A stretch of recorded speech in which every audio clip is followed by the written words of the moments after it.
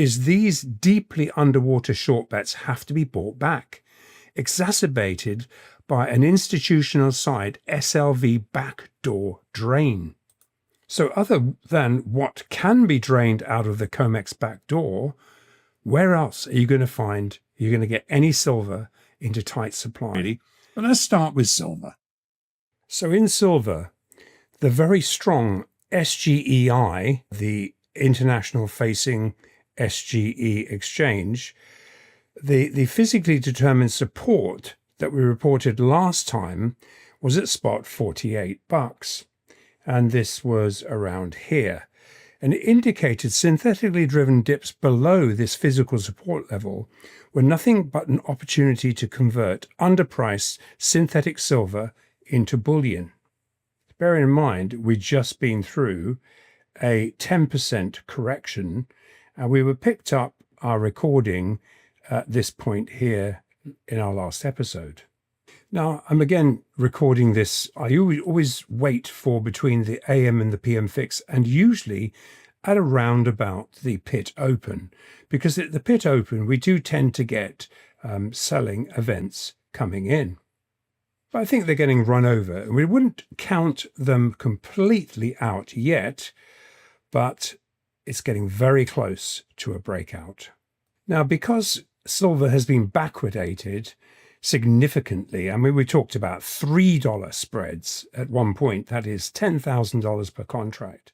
Apologies, $15,000 per contract differences.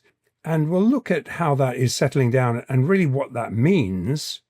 But essentially, because there was a difference where we show, this is the futures chart, so where we show 47.90 was in fact the 48 spot level.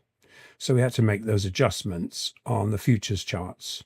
Now, if you're a soulless futures trader, you're not going to be aware of the fact that spot silver was already above 48. And this is where institutional, very strong institutional buying was occurring. Now, this window of opportunity to buy physical silver at or below $50, and $50 is $49.90 in futures. So any opportunity to buy silver below that price is very, very short-lived if there are any more pullbacks. And back over to the spot chart here, which is reflecting the real price. Essentially, with specs flushed into very tight supply, liquidity providers estimate silver will regain and blow through its all-time highs, which were here in October, well before the end of the year. And in fact, we're looking at potentially a lot quicker. On aggregate, first quarter of 2026 estimates a minimum of $80. And it seems like a stretch, much like when we looked at the beginning of the year and we're talking about the 50s being overtaken very quickly. This is coiling to happen. In fact, it's more likely $140 per ounce before enough offers to sell to meet demand.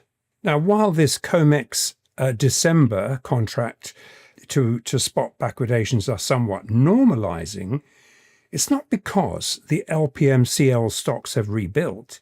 It's because the silver cartel is having to bend the knee to the SGEI global-facing price-setting hub.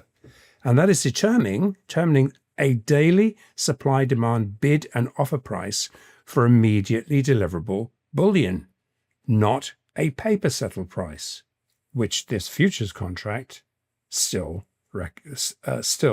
indicates. So if I hop over to the spot chart at this point, you can see that this price is actually still the spot price is still above the futures price. Now, Beijing's official export controls announced last week were quickly responded to by the US, who also announced similar retaliatory measures. Now, this has caught out the LPMCL holding the bag on some $4 billion of underwater SLV short positions. In other words, the ETF silver that is held in the SLV exchange. The silver's not there anymore, anywhere close to current prices to repay these naked short bets. So at best estimate, net of their hedges and short covering footprints into the manufactured spec margin call at $54, and it was $54.38 in spot and $53.765 in futures. At best estimate, these stops, or the sweet spot, I would not call it a sweet spot in this case, but their balance point would be around about on aggregate, and if you net out the margin calls, the bets against silver likely aggregate really at this $45 futures level. Now that is some $10 per ounce at $50 a contract. That's $10 an ounce below liquidity providers' year-end $55 estimate. In fact, which has been pretty much upgraded to around 58 now, but just even assuming 55, this level here, that is still $10 offside per contract. We're talking about a $4 billion net short position. Now, the point we're trying to draw attention to here is these deeply underwater short bets have to be bought back, exacerbated by an institutional side SLV backdoor drain. So other than what can be drained out of the COMEX backdoor, where else are you going to get any silver into tight supply? And the answer is a real seller in the SGEI hub, physical hub. So as a result, leasing silver from SLV, etc., to sell into the market to cap prices is drying up. In fact, with Loco London largely pushing on a string to short cover, an underpriced SLV is actually being cashed in to meet significantly higher SGEI determined physical delivery benchmarks. These bets will have to be short covered at a big loss. Now, while these SLV outflows are being spun as bearish, these outflows represent underpriced silver being drained to meet these very supply shortfalls. This is a slippery slope that leads to large gaps higher in silver. And to answer a whole bunch of more questions, really, I may as well drill down one level lower. From a short-term perspective, it's not gone unnoticed by a large body of LPMCL SLV shorts, these shorts that are borrowed silver from the exchange, that spot silver has sequentially, as of today, and we're recording this on Wednesday, has sequentially fixed 5 times higher each and every session this week. And the last two, in fact today, we're talking about the highest levels since the 17th of October, all the way back here. It's the last time we fixed anywhere close to these high levels. So while we expect a fight, and let's point out where that is, and by this Friday, we would assume this is gone, but where the fight is going to be is a move into short stop layers. Now, bearing in mind, this is where we saw the second round of selling that culminated back on the 28th. So essentially, these is so obvious. This is where the next layer of short stops are. So 51.83 in futures, basically, actually coincides very, very closely if you take the backwardations out with 52 spot. A breach of this will force sufficient short covering to blow through the top of the range. And at best estimate, as of this morning, the best estimate was around $58. As I say, even if it's 55, which was last week's estimation, but right through the top of the range. Now this time, it's rising with very few naked longs on board. So looking at the option structure for December futures expiring on the 24th of November, that is really the biggest contract of the year expiring. In fact, it's the only contract where gold and silver futures expire on the same day. That's the 24th of November.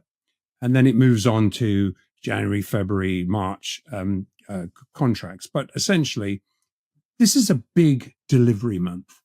So there's been a lot of gaming to try and get the capping in place. Now, however, if you look at the structure, there's really very little need for the cartel to close silver below $48. And that was the previous resistance, which has now become massive support. In fact, one spot, 52, gets taken out. In fact, I'm just looking now, and I can see that spot is at 52.5 already. It just spiked up. Now, obviously, the recording that I did just a little while earlier didn't even catch that. So really, basically, big time. It is actually, now that we've seen 52 taken out, the liquidity providers had already identified very large short stops all the way into 55, like we said in the recording, just the recording I made a little while ago. Now, drilling down into what we'd observed in our last episode, while the LPMCL, the cartel, had been able to paper over the worst of its real physical silver shortages, assisting in somewhat narrowing this deeply backwardated futures to spot basis spreads. If you remember, we talked about there was the spot was trading at $3 higher than futures, $15,000 per contract above. They're still in backwardation today. This should not be occurring so close to the largest options expiry of the year on the 24th of November.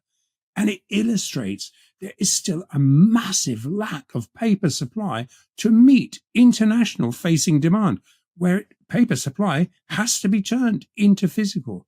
And while these same four LPMCL actors, the cartel, also have a footprint in the COMEX, and they do have a footprint in the SGEI, the international facing Shanghai Gold Exchange hub. And they've raced to ship silver back into London to avert what was definitely a full default. As soon as this bullion lands, it's just drained immediately. That's why we've got backwardations. And as we have identified before, liquidity providers were reporting in capitals, very strong SGE demand into mainland export controls. And while the SGEI silver was shipped out by the LPMCL to capitalize on interim local London shortages scrambling, these shortages still exist. But so as to not drive the silver prices higher, while they scramble to buy back these ETF shorts way before China and the US officially announced silver was being added to export controls, these restrictions were already quietly being applied by stealth. However, having secured sufficient silver liquidity for the international facing SGEI, the Free Trade Zone exchange, to have emerged, it's emerged as the global price setting hub. So Beijing has taken the gloves off, forcing the US to belatedly respond, also officially adding silver to its critical minerals list. How can that be bad for silver? Completely under the radar of siloed COMEX traders, this is, chasing synthetic cash-settled silver warrants from pillar to post. This is a ludicrous situation. I cannot believe it still exists. This opportunity still exists. And I'm not talking about buying. I'm not talking about buying warrants to try and make a profit. What I'm talking about is using this diluted price to stack, to buy physical. So they're just chasing. In the meantime, these guys are chasing it up and down the screen. They look at a moving average. Oh, And that's so rearward looking. I mean, we're talking about a time when there was the physical markets were not in control. And they're just chasing, the moving average, let's buy and sell. And what fools. I mean, these export controls into already tight supply and strong demand will ultimately force the price cap to come off. And they're not going to see why. And while myopic silver future specs are run from pillar to post around the rearward-looking moving averages, in the real world, deeply backwardated silver futures to spot conditions telegraph a synthetically coiled spring is ready to release, and not necessarily with the speculators on board.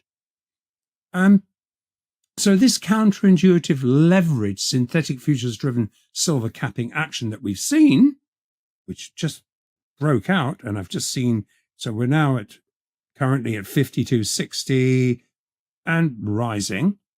I don't expect the fact that these guys are not going to sit back, but they've lost control of the physical markets.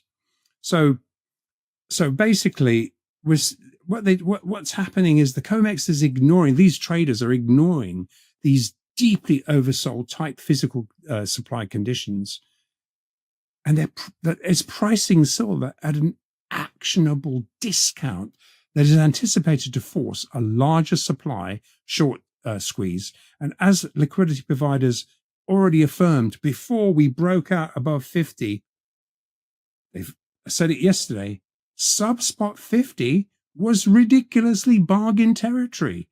What a difference to what we saw when we recorded our last episode. Now, this morning's assessment of strong global silver demand into burgeoning official export controls, which are beginning to be more noticed, which are creating tight supply and all happening into oversold, backwardated conditions, this will place spot 55s into the crosshairs quicker than is currently factored in by any of these traders.